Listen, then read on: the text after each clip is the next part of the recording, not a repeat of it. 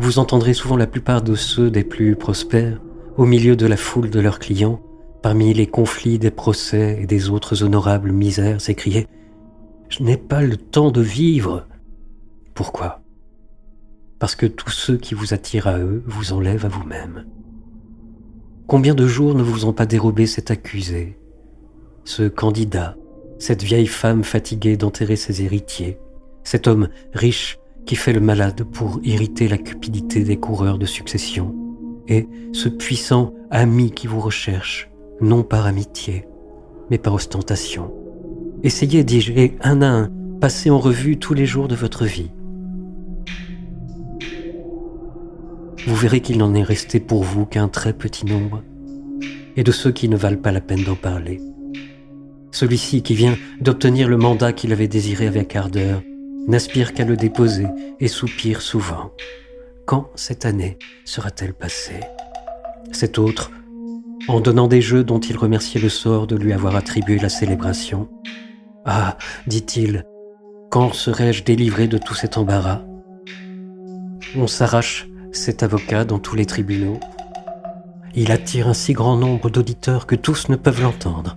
Et pourtant, il s'exclame « Quand les fêtes viendront-elles enfin suspendre les affaires ?» Chacun anticipe sur sa vie, tourmenté qu'il est par l'impatience de l'avenir comme par ennui du présent. Mais celui qui n'emploie son temps qu'à son propre usage, qui règle chacun de ses jours comme sa vie, qui ne désire ni ne craint le lendemain, parce que, ayant tout connu, tout goûté jusqu'à satiété, quelle heure pourrait lui apporter un nouveau plaisir ?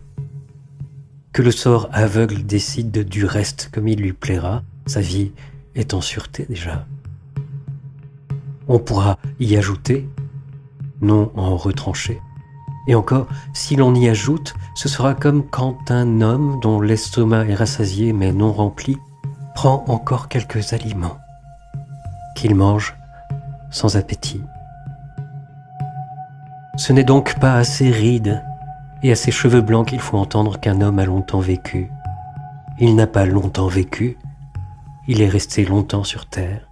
Vraiment, pensez-vous donc qu'un homme a beaucoup navigué lorsque, surpris dès la sortie du port par une terrible tempête, il a été çà et là ballotté par les vagues, et que, face à des vents déchaînés en sens contraire, il a toujours tourné dans la même eau ? Non, il n'a pas beaucoup navigué. Il a été longtemps battu par la mer.